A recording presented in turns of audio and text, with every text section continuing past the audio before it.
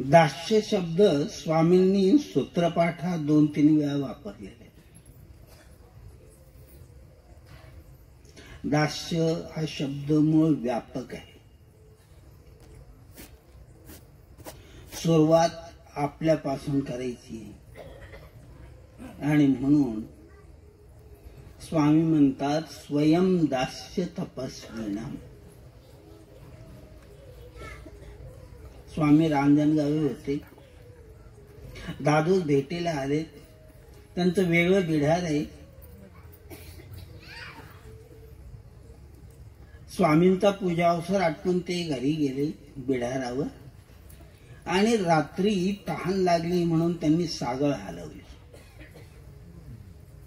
हे राणेसाच्या लक्षात आलंय की दादोसाला तहान लागलेली आहे आणि आपण पाणी आणलं पाहिजे. म्हणून राणाईसा एवढ्या रात्रीची गेलेली. स्वामींनाही समजलं. स्वामींनीही एक भक्त तिकडे पाठवला.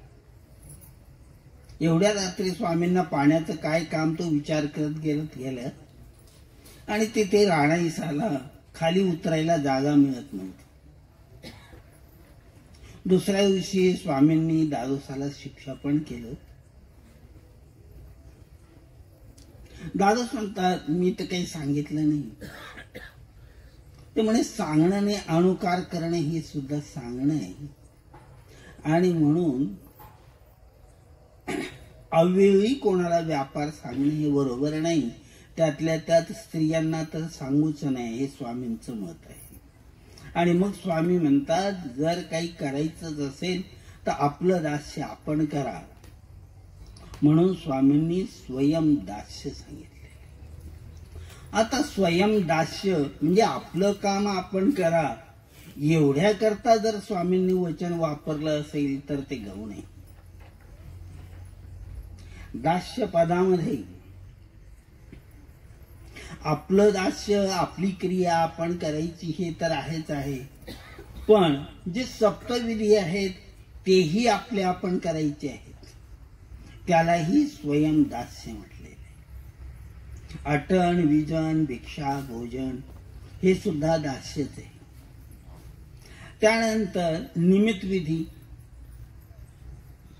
निमित्त विधीला सुद्धा दास्यच महत्वाचं आहे. जे करायचं आहे ते स्वयं करा. आपल्याला ज्ञान काढण्याकरता अधिकरणाकडे जायचं आहे. स्वयं क्रिया करा. अधिकरणाने आपल्यापर्यंत येऊन ज्ञान सांगावं ही अपेक्षा सांगू. भेटी भेटका असेल तिथे आपणच खरं करायचं. आणि सुश्रूषा म्हणजे अशक्ताची सुश्रूषा ही सुद्धा तेवढीच महत्वाची. म्हणजे नित्यविधी आणि निमित्त विधी दोन्हीमध्ये दास्य हे महत्वाचं. आता हे दास्य परमार्गाच्या ठिकाणी बहुतांचा योग आहे त्या ठिकाणी शारीरिकही दास्य आहे. आपण त्या क्रियेमध्ये सहभागी होऊन अन्नदान करणं हे सुद्धा दास्यातलाच प्रकार आहे. मानसिके एखाद्याच्या कर्तृत्वाला एखाद्याच्या कार्याला आपण संतोष मानणं हे कार्य अधिक व्यवस्थित पार पडावं हे एक मानसिक दास्यच आहे. दास्य मानसिकही आहे शारीरिकही आहे. जिथे अशक्ताची सुसर्षा आहे तिथे शारीरिकही दास्य करा. कदाचित मानसिक दृष्टीने तो आजारी असेल. एखादा व्यक्ती आपल्या धर्मावरून गडबडलेला असेल तिथे मानसिक त्याला सहाय्य करणं हे सुद्धा एक दास्यच आहे. आपण स्वतः करतो स्वयं दास्य. स्वामींनी सांगितलं आपलं दास्य आपण करत राहिलो हे तर होऊ शकतं. पण इतरांना निमित्त होऊन त्यांनाही दास्य करायला लावणं हा दास्यातला एक विशेष प्रकार आहे. निमित्त विधीमध्ये असताना मार्गमंडळीला ते करायला लावणं, त्यांच्याकडनंही दास्य करून घेणं, हा निमित्त विधीतला दास्याला निमित्त होण्याचा प्रकार.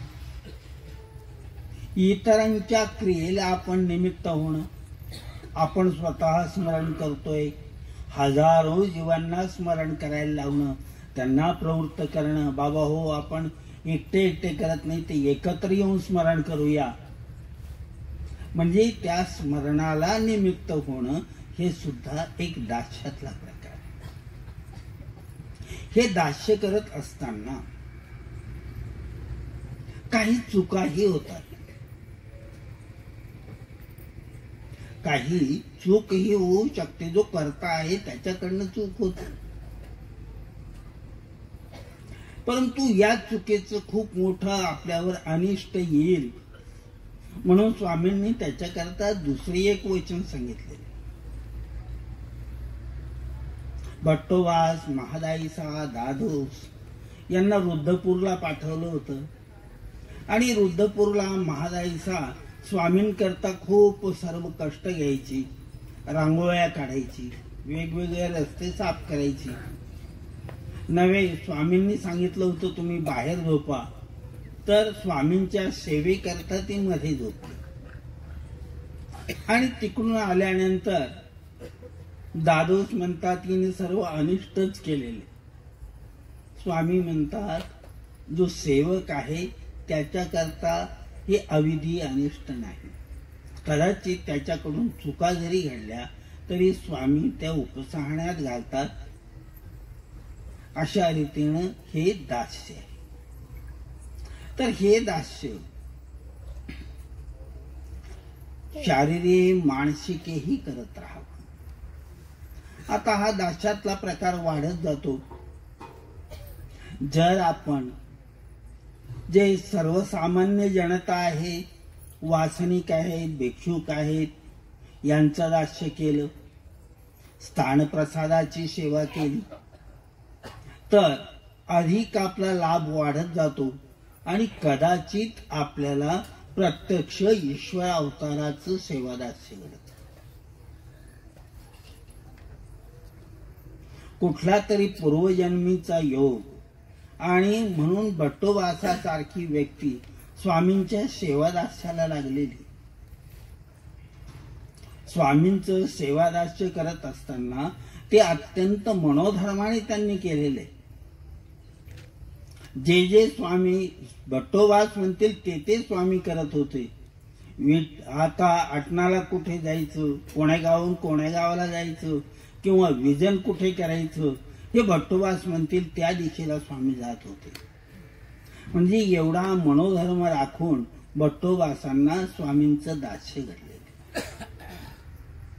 म्हणजे सर्वसामान्य दास्य करत असताना आपण ईश्वर अवताराच्या दास्यापर्यंत पोहोचतो. आणि ईश्वर अवताराचं जर मनोधर्मी दास्य घडलं तर त्याच्याही पुढे आपण जाऊ शकतो. परंतु कदाचित अशक्त आहे, अक्षम्य आहे, तो म्हणेल आता माझ्याकडून तर दास्य कोणतंच होत नाही, बाकीचं दास्य नाही केलं आणि त्यांनी स्वतः मी एक तुमचा दास आहे असं जरी स्वामींना सिद्ध केलं तरी सुद्धा ते दास्य विशेष आहे. म्हणून स्वामी एका वेळेला म्हणतात दासोहम न पुरे नाही. भट्टोबासांनी पांगोळ वेशामध्ये स्वामींची स्तुती केली आणि स्तुती करत करत ते जवळ आले. स्वामी बाईसाला म्हणतात अशा पांगळ्याला काय द्यावं. स्वामी म्हणतात आता याला काय द्यावं आपण. बाईसा म्हणते द्या तुमचं सेवादास्य. भक्तिजन म्हणतात सेवा ही भट्टोबासाची, दास्यही भट्टोबासाचं, आमच्याकरता काय. शेवटी स्वामींनी सांगितलं दासोहम न पुरे नाही का. तुम्ही सर्वांनी मी दास आहे एवढं जरी म्हटलात अंतःकरणपूर्वक तरी सुद्धा खूप आहे. आता हा दासोहम म्हणण्याचा जो प्रचार आहे, दासोहम वरवडे आपण म्हणतो, पण प्रत्यक्ष स्वामींचं दास होणं हे फार विशिष्ट काम आहे. इथे निर्विकल्प होणं हे महत्वाचं सांगितलंय. जर दासोहम होत असेल तर प्रत्यक्ष परमेश्वराचे दास जर झाले तर तिथे विकल्प दोषाचा निराश स्वामींनी सांगितलेला. अशा रीतीचं ही मनोभावे दास्य अधिकरणाचं सुद्धा घडू शकतं आणि ईश्वराचंही घडतं. जर तुमचे योग वाढत गेले, दास्य आपण करत राहिलो तर तिथून ईश्वरापर्यंत जाऊ शकतो. आपण स्वतः अध्ययन करतो आहे हेही दास्य आहे, किंवा इतरांना अध्ययन करायला प्रवृत्त करून त्यांना अध्ययन करायला लावतो आहे, हे सुद्धा एक स्वामींच्या जीवोद्धरण कार्यामधलं दास्य आहे. म्हणजे ज्ञानदान हे सुद्धा दास्य आहे. असं दास्य म्हणजे या शब्दावर सर्वच काही चालू शकतं. आता हे दास्य करत असताना ईश्वर अवताराच्या दास्यामध्ये आपण कदाचित काही वेळेला सेवा दास्य म्हणतो. दास्यामध्येच सेवा आहे, पण सेवा कोणती, दास्य कोणचं हा प्रश्न आहे. भट्टोबासांकडे सेवाही होती आणि दास्यही होती. अंगलग जी दास्य होतं ती सेवा आहे.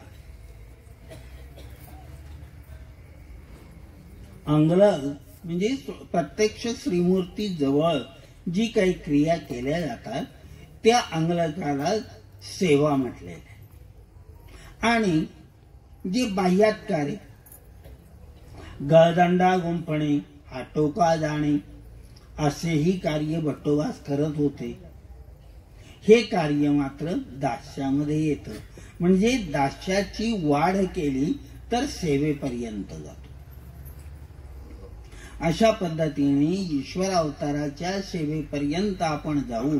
ईश्वर अवतारांच्या प्रत्यक्ष श्रीमूर्तीचं सेवादास्य घडावं अशी आपण मनोभूमिका घेऊन चतुर्विध साधनाचं दास्य करणं हे महत्वाचं आहे. आणि या पद्धतीचं आपलं दास्य जर वाढत गेलं तर तेच दास्य मोचक म्हणून पूर्वीमध्ये स्वामींनी सांगितलं. ते दास्य मोचक. या दास्य मोचकाला सुरुवात चतुर्विध साधनापासून झालेली आहे. चतुर्विध साधनामध्ये वेगवेगळ्या प्रकारचं दास्य आहे. शारीरिक कष्टाचं दास्य आहे, आपण करणं इतरांना करायला लावणं हेही दास्य आहे, स्वतः ज्ञान मिळवणं इतरांना ज्ञान मिळवून देणे हेही दास्यच आहे, आपण क्रिया करणे किंवा आपण बहुताचा योग मिळवून अनेकांना क्रिया करायला लावणे हाही दास्यातलाच प्रकार आहे. म्हणजे अन्नदान, द्रव्यदान हे सुद्धा दास्यच आहे. अशक्ताची सेवा शुश्रूषा हे सुद्धा दास्यामध्ये येते. आणि असं जर दास्य आपण करत राहिलो तर त्या दास्याची परिणिती म्हणजे संस्कृती निर्माण होते आणि त्याच्या पुढेही आपण दास्यच करत राहतो. दास्याशिवाय कुठेही पर्याय नाही. आपण दास्य करत करत ईश्वरीचं ज्ञान मिळवून सर्व विधी आचरण करत करत जरी पुनसंबंधाला प्राप्त झालो तरी सुद्धा दास्याची गरज आहे. म्हणजे दास्य हे साधनाच्या सुरुवातीपासून अपरोक्ष ज्ञानापर्यंत गेलेलं आहे आणि असं हे दास्य करणं हे खूप महत्वाचं आहे. आणि हेच दास्य जीवाला मुंचन करणारे, हे मुक्त करणारे आहे.